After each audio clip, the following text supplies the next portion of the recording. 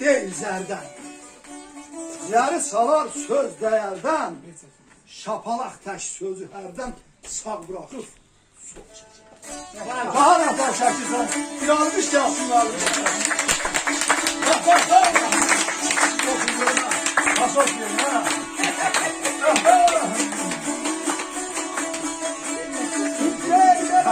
Ama ben hadi bak. Yalan zaten çakmakar. Vay vay. Ağzım sevgilim esma. Hariyay kadar. Ağlamaya kadar. Ağlamaya kadar.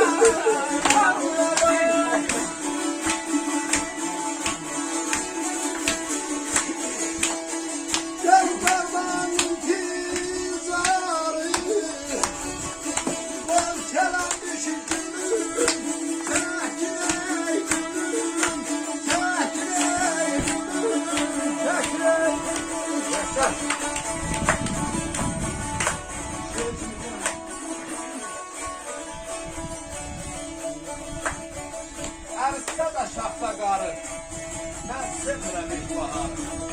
Dəri dağda intizarı, on tərəf suyum çəkir.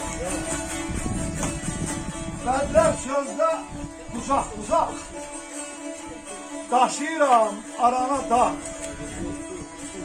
Sözün qüvvətinə bax, heç olsun. Bədlər sözdə uzaq, daşıyıram arana dağ. Qara, ağa qara, qaranı az. Ağaç rəsmi, kol çək.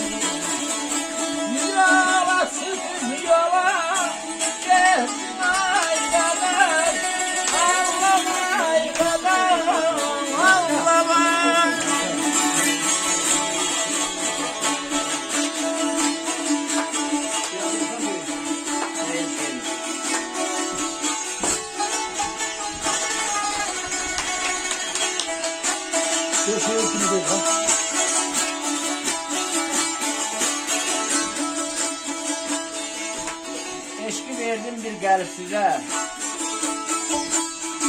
Eşki verdim bir gəlib sizə. Qaralayıb səhvdi düzə.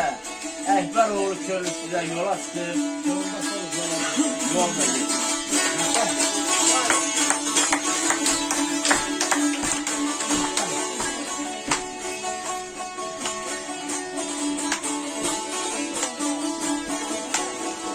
Yer belə sözünə gözəl çiçək açır.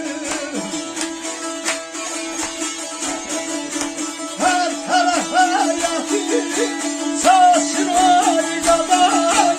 Allah ey bay bay bay qabar.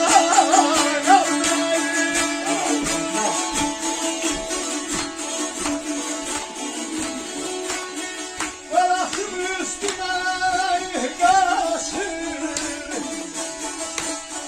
Kirasır koçay, kiremay kadar. Ağlamay kadar, ağlamay kadar. Ağlamay kadar.